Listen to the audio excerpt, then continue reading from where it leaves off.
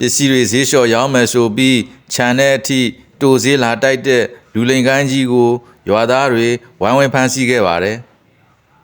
အခုခေတ်မှာလူတွေကမျိုးစုံလှည့်စားပြီးရုံမှလာကြတဲ့အတွက်သစိမ်းဆိုရင်လုံးဝယုံကြည်လို့မရတော့တဲ့အနေအထားဖြစ်လာပါပြီအခုလဲဈေးတွေအောင်ဆောင်ပြီးအိမ်နိုင်ရာရောက်ခြံတဲ့အထိဆင်းလာပြီးတိုဈေးလိုက်တိုက်နေတဲ့လူယုံမှဂိုင်းကြီးကိုဒေသခံတွေကအချိန်မီဝိုင်းဝန်းဖမ်းဆီးနိုင်ခဲ့တဲ့သတိထားစရာသတင်းကိုတင်ဆက်ပေးလိုက်ပါတယ်ဈေးတွေအောင်ဆောင်လာတဲ့တိုဈေးဖွဲ့ဟာပြီးခဲ့တဲ့ဇူလိုင်လ2ရက်နေ့ကပင်လောင်းမြို့နယ်တီကျစ်ဒေသ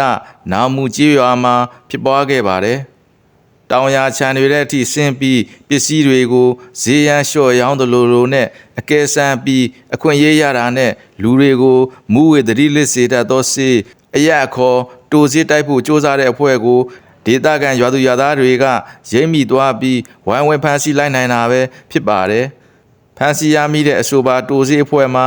အမျိုးသား2ဦးနဲ့အမျိုးသမီး2ဦးစုစုပေါင်း4ဦးပါဝင်တယ်လို့သိရပါတယ်။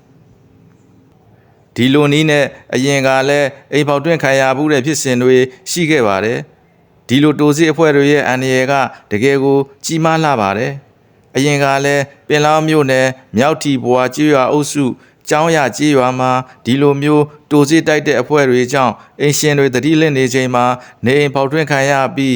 ရွှေနဲ့ငွေတွေအကုန်ခိုးယူခံခဲ့ရတဲ့ဖြစ်စဉ်တွေရှိခဲ့ဘူးပါတယ်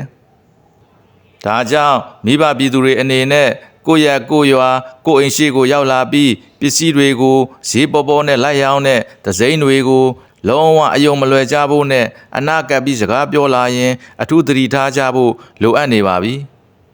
ဒီလိုလူယုံမာဂိုင်းတွေရွာစဉ်လှည့်ပြီးဒုက္ခမပေးနိုင်အောင်တခြားသောမိဘပြည်သူတွေအားလုံးကြိုတင်သတိထားနိုင်အောင်ဒီသတင်းလေးကိုလက်ဆင့်ကမ်းဖြန့်ဝေပြီးသတိပေးလိုက်ကြပါအောင်နော်။